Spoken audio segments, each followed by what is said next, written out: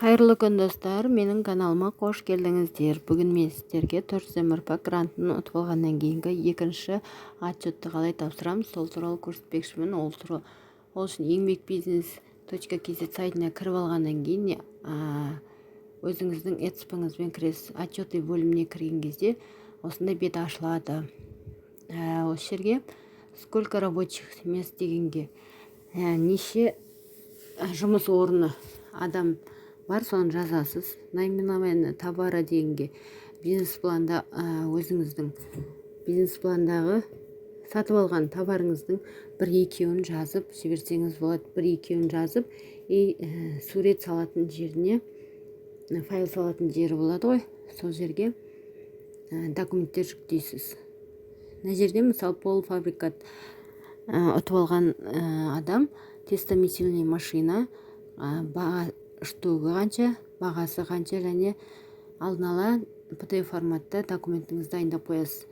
Оған сіз полуфабрикат қазір бірінші отчетта барлығының суретін салдыңыз ғой, енді екінші отчетта жасап атқан суреттеріңізді көрсетесіз. Өзіңіздің не түйіп, не қандай жұмыс жасап атсыз. Енді полуфабрикат мантыны түйет, сондай сияқты суреттерді бір PDF форматқа 3-4 суретті жинақтап саласыз. Ал мен бұл жерде екінші товардың суретіне накладной, счет фактура, чектердің суретін бір PDF форматқа жүктеп салдым. Міне қандай суреттер екенін сізге көрсетпекшімін. Бірінші суретте пенмен полуфабрикат лағман жасап сатады. Жайма, қолдың жаймасын жасап, өзінің қолдан жасаған, және жасап жатқан өзінің фотоларын бірге қасына жүктейсіз. Осылардың барлығын бір PDF форматқа жүктеп, жинақтап, алдын ала дайындап аласыз. Ал екінші жүктегенім ол накладная, чек және счет фактура, сол үшеуінің суретін жинақтап жүктедім. Және соңғы жағында мына сұрақтарға жауап беріп кетеміз. Екі ғана строкаға жасадым.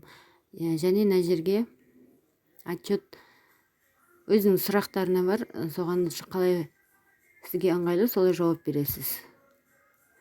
Сізге грант жеткілікті болды ма дейді. Я дедік. Сізге табыс түсті ма дейді. Я болса я, жоқ болса жоқ. Және қандай қиындықтар туындады. Я или жоқ. Соны таңдайсыз. Қандай жауаптар сізге келіп тұр, соны таңдайсыз.